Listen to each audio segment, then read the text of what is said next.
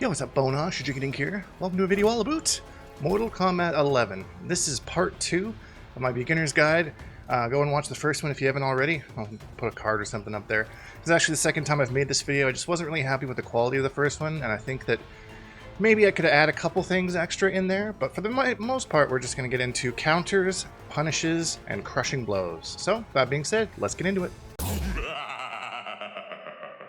Accept your death. Okay, so the first thing that we're going to touch on here is counters, and when you get a counter, you will see a little pop-up on your screen. Right there in the corner, it will say counter. So let me explain how you can get this. So I like to think of this in like a boxing aspect. So in this scenario, a counter would be, say, I'm going to try and hit you with a punch. I'm throwing my punch. I've gone full Muhammad Ali on your ass. But just before my punch can actually hit you, you just bop me one in the nose. So my punch is out there and it's no longer in effect because you've hit me out of it, essentially. Now this is a very important distinction. This is before the attack is hit. So in this case, I'm going to show you this with Shang Tsung here. So he has this move where he just runs at you, like yeets his big ass boot right at you. And you can actually duck underneath his boot and poke him before he hits you to get the counter. That's what I did a moment ago to get the counter on the screen. So basically, counter is hitting the opponent before their attack is able to hit you. So here's an example of that. There you go. You see Shang Tsung ran at me, he with the meanest of intentions, and I just boop, I hit him before he even had a chance to get that leg up. Before he can get a leg up on us, you know what I'm saying? And that's pretty much counters in a nutshell. If we kind of look at this as like an arc, this is how I'd like to think of this. The counter is on the upstart of the arc. Then at the top of the arc is where we say the move is, quote, active, which is when it can actually hit you. And then after that, it moves into what's called recovery on the bottom end, which is the amount of time it takes before you can block again. So in the same example, when I'm boxing and I go to shoot you, instead of you interrupting me this time, I miss my punch. Like big Homer Simpson vibes. And I miss my punch. So after I miss my punch, there's a certain amount of time before I can bring my hand back to block. This is the exact same way that moves work in this game. If you overextend your attack, there's a moment where you just can't block. And we're going to show you this on the other side of that exact same move right now. I see in the corner it'll say punish instead of counter. There you go. So Shang Tsung wound up, gave it his all with his big boot. We waited till the boot missed. When that punish window, he can't block. There's nothing he can do. He committed to this lifting his leg, and we give him a little sack tap with the PP there. So that's the main difference between counters and punishes. Punishes can also be done after you block a move as well.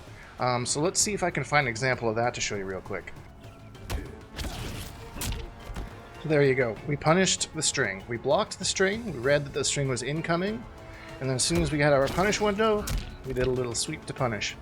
Not the most fantastic display of punishes, but let me see if I can maybe find a better one for you. Alright, so here's everyone's favorite scenario. You're playing against a scorpion, and they just keep teleporting. And you don't know what to do about it. You try to avoid it, but you can't. Sometimes the best option is to block and punish. So we're going to have a scorpion teleport on us here, and then we're going to make them pay for it. So you can see we blocked the move, we did a punish. And because they did that teleport, 358 damage. Easy peasy, lemon squeezy, Mario Luigi, right? Alright, so that's counters and punishes and kind of how they work, and the main concept behind them, and now I want to talk about how they link into Krushing Blows, which is a way for you to get some extra damage in this game. So we're going to start with the universal one. This one is, every single character in the game has this one. It's across the board. If you're like, think I play Kano, I'm like, I got you. Kano's got this exact same thing. Everyone has this one. So this is a tutorial for whatever character you got. Your uppercut. If you don't know what your uppercut is, go to the moves list. It's right there. And it will say, Krushing Blow. Triggers if this account counters, attack, blah. Ha ha! Ha ha! Triggers if this attack counters or punishes a high attack. So in our last video, we talked about what a high attack, mid attack, overhead attack was. So this is specifically for the high attacks. So a regular uppercut does 140 damage. Now we're going to have Scorpion Teleport, which is a high, and we can duck it. We don't even need to block, we can just duck it. We're going to smack him out of it, and you're going to see the damage boost that we get from that. So our 140 damage goes into 190 damage because we hit that crushing blow so successfully. But that's not the only thing that this does.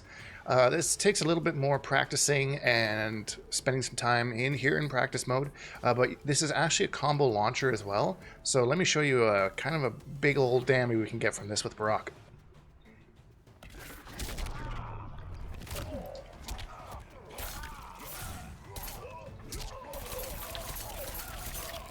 So we got 464 damage. That is like almost half their life in just one hit, because you hit the crushing blow off of this down 2. And that's because you out there learned what our high attack was, you learned what your counters and punishes were, and you're able to put them together in a smart way and get the crushing blow. And if you haven't got it down yet, I believe in you, you can do it, and I'm here to help if you have any questions or are confused about anything like that. So that's just kind of one condition of Crushing Blows. Crushing Blows have different conditions depending on different characters. Some are harder to hit than others.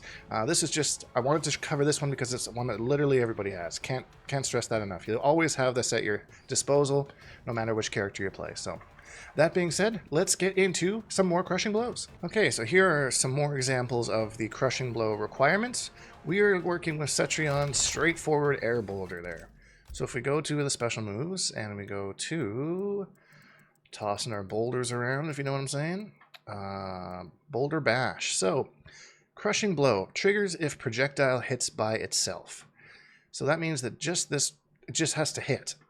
And basically what this is she's got this mix-up of trying to throw this one at the ground, and your opponent tries to jump over it, and you smack him with this one out of the air. So I'm going to show you what that looks like real quick. So there you go, pushed all the way full screen. This is kind of part of her game. She just kind of wants to throw stuff at you for a bit. So yeah, it's a single hit, hits your opponent right out of the air. Crushing Blow, easy peasy, lemon squeezy, just like that. Now let's go on to spawns. This is a little unique. So spawns hits only if you hit a forward throw with spawns back in the corner. And it has to be pretty specific. You have to be like as cornered as you can. But if he can hit this, then he gets massive damage off of this. Because again, this turns it into a combo launcher.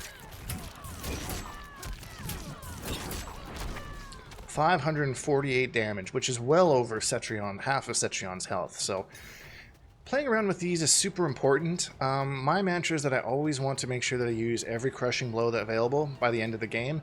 Doesn't always happen, but I feel like it'll help you be aware of them more and explore them more. One fun thing too is if you go into practice options, you can turn easy Crushing Blows on. This basically eliminates the requirement for the Crushing Blow. So see, that wouldn't have crushing blown regularly, but because we turn it on, I would be careful with this, because sometimes you might get used to just doing your Crushing Blow right in the middle of the screen, or not off a counter punish or something like that. You know, like just raw like that. But if you want to practice combos that start off of Crushing Blows, this is actually a very fantastic way to do that. Because instead of having to set up the, whiffing a high or whatever, you just down 2. Oh, there's your damage. Practice your combo, whatever your combo may be. Spawn does massive damage, by the way. I'm a little biased because he's my main, but he's a lot of fun. So just to recap, in this video we have talked about what a counter is, what a punish is, how to use them together, how to trigger Crushing Blows using them, and we went over a couple different other Crushing Blow requirements. So if you have any questions about anything at all that I covered in this video, please post in the comments down below, and I'll do my best to answer them. Learning this can be overwhelming, so I totally understand. From here, we have a part 3 that I've already posted, so I will put it in the end screen here, so you can go and check that out if you haven't already. And if you're new here and you like this kind of content, subscribe, because when Mortal Kombat 1 comes out, I'll be putting out all the tutorials so that you can play along with me as I'm learning how to play the game and get to the top. So if you enjoyed this video, please leave a like, because it really helps me out, and subscribe if you haven't, because I make new videos almost every single day. Hashtag Bonehawks and all that stuff, and we'll see all you Bonehawks in the next video.